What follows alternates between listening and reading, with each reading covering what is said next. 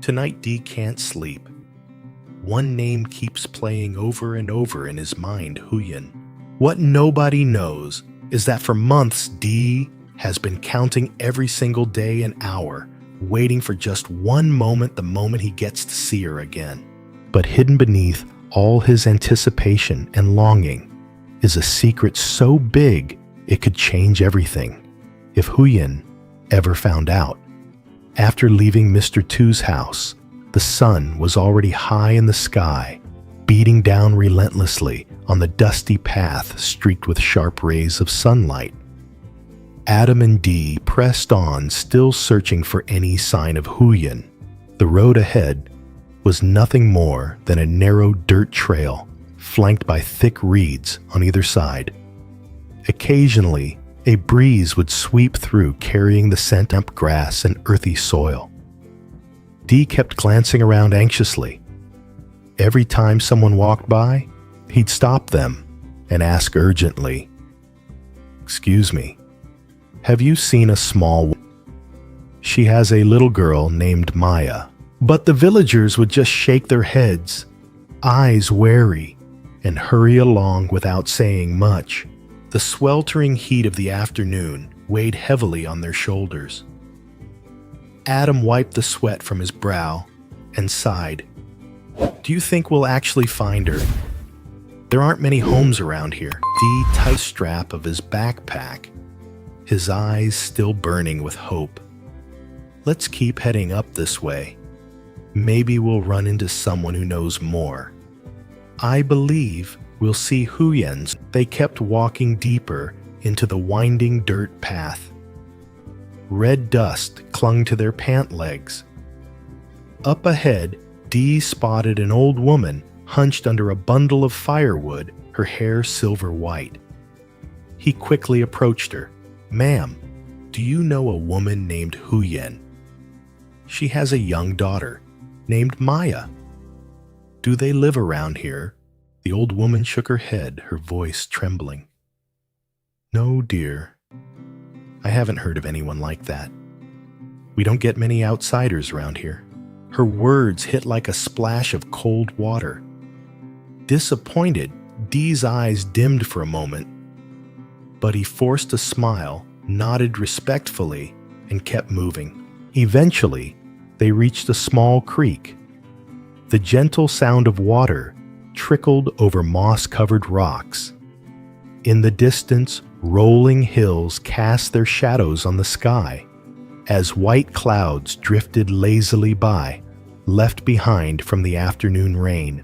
Near a narrow village lane, Dee spotted a young man with a fish basket slung over his shoulder, clearly a local. Dee approached, calmly, trying to steady his voice. "Hey, do you know if Mr. Tieu rented out land to a woman named Huyen around here, Bear?" "I don't know her," the young man replied, furrowing his brow. "But Mr. Tieu owns a lot of land near the stream. Maybe she's staying out there." Dee's face lit up. He turned to Adam and smiled. "Maybe we should split up. We might cover more ground that way." "Yeah, good idea. Let's follow the creek and see what we find," Adam said, nodding eyes full of determination. As they got closer to the stream, the sound of rushing water grew louder. It was crystal clear, reflecting the sky above. But all around were just overgrown reeds and eroded banks.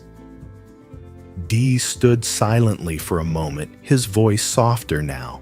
"I wonder how far this stream goes, Adam." Adam didn't answer. He just stared out into the distance, lost in thought.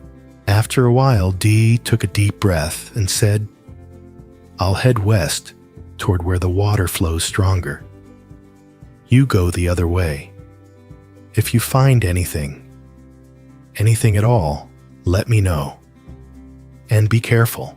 "You too," Adam replied. "We're going to find Huyen and Maya, no matter what." Dee nodded, his eyes fierce with resolve. No matter how rough the terrain or how long the stream stretched, he had to find them. Huyen and Maya, his reason for holding on all these months, Adam trekked a long way, but the path remained empty. At the far end of the stream, the two met up again, exhausted, their clothes covered in dust. "I walked the whole length of the creek," Adam said. "Didn't see any newly built houses. What about you?" "Same here. But I still believe she's nearby." "We can't give up, Adam." Adam looked at him, placed a hand on Dee's shoulder, and said with quiet certainty, "We will find her, no matter what it takes." Far off in the distance, clouds began to gather above the hills. The sky turned a brilliant orange as the sun dipped low. Dee clenched his fist and made a silent promise to himself. "Huyen, I will find you, and Maya too. I swear it. I've searched everywhere and still can't find her," Dee panted, wiping away a mix of rain and sweat streaming down his face. "There are so many empty plots of land out here. I can't even tell where Mr. Tieu's property is." Adam glanced around, exhaustion written all over his face. "There's hardly anyone living out here. I haven't been able to ask a soul." The two of them could only ration out tiny sips from their water bottle water that felt as precious as gold in this endless wilderness. And then they pressed on, following the creek once again. At a sharp bend in the trail, Dee suddenly froze, hope sparking in his eyes. "This creek leads over to that clearing. Let's follow it and see." Adam was still scanning the banks for any sign of life when Dee suddenly cried out, voice full of shock and excitement, "Adam, I see Huyen." Dee pointed into the distance. Through the sheets of pouring rain, a small figure flickered into view. A petite woman with long hair, her pale blouse soaked through and clinging to her thin frame. Dee shouted, his voice trembling, "Huyen, it's me, Dee." By now, the creek had swollen into a fast, raging stream, swollen by the relentless rain. But Dee didn't hesitate. He and Adam plunged into the icy water, struggling through the current as mud sucked at their legs. Water splashed high off the rocks, spraying them like upside-down rain. Dee stumbled forward, screaming until his voice was hoarse. "Huyen, wait for me. Please don't run. Don't leave me, Huyen." But the small figure, whoever she was, just kept running, panic in every movement. She dashed across fields, turned into lakes of rainwater, slipping and sliding along muddy paths as gusts of wind howled through the air, threatening to knock everything over. Adam fought to keep up, gasping for breath, still trying to figure out what was happening. Finally, they both skidded to a stop in front of a dense patch of brush. Dee frantically scanned the area, but the girl was gone, vanished as if swallowed up by the rain. Adam placed a shaky hand on Dee's shoulder and said between ragged breaths, "Why would she run away from you like that?" Dee stood there for a long moment, silent rain pelting his face like needles. When he finally spoke, his voice was raw and breaking apart. "I don't know, Adam. Maybe because of her ex-husband." Before he could finish, the rain poured down even harder, stinging Dee's skin and blurring his vision.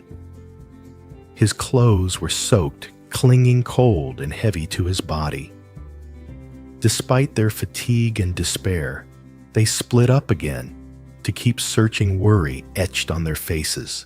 Not long after, as darkness fell and the rain hammered down like a waterfall, Adam suddenly shouted, "Dee, she's over here! Come quick!" Dee sprinted over his heart, pounding so loudly it drowned out the roar of the rain. But the moment he laid eyes on the trembling girl standing under the trees, he stopped dead, all hope draining from his face. He turned to Adam, voice cracking. "Where's my Huyen?" "This isn't her." He stared at Adam, eyes clouded with a deep, haunted sorrow, as if he'd lost his way in a fog. And deep in his chest, an ache twisted like a knife. Why? Why is she wearing clothes just like Huyen's? Could it be that she knows where Huyen is? The young woman stood there, shivering violently, rain matting her hair to her pale face. Adam looked up into the downpour, rain slashing across his cheeks, and said firmly, "We have to help her. Come on, give me a hand." Dee clenched his fists, his voice rough and low. "Take her back to your place, Adam. Maybe she knows something." Inside, Dee, a storm of disappointment raged, because the girl in front of him wasn't Huyen. But deep down, he still believed with every fiber of his being that somewhere out there in this rain-soaked night, Huyen and little Maya were waiting to be found. And he knew he wouldn't stop looking, even if he had to keep searching alone.